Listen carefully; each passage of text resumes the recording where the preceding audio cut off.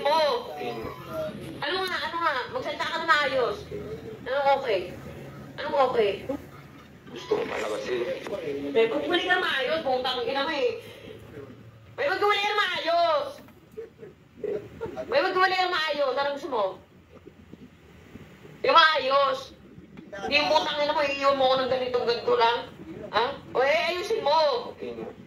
Ano nga? Magsalita ka na maayos. Anong okay? Anong okay? Hindi, ikaw, magsalita ka na maayos. Gusto ko manay sa bunganga mo. Anong okay? Pangit ang ugali mo.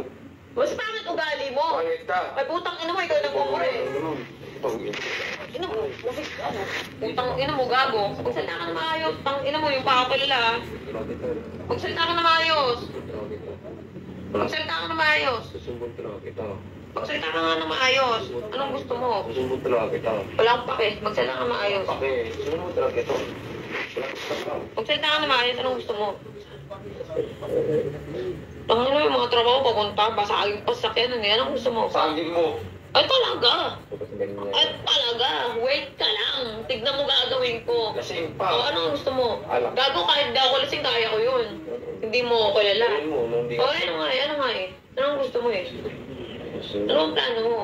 Ikaw ang may desisyon na ito, hindi ako. Anong gusto mo? Ano nga? Magsalita ka kasi para alam ko gagawin ko.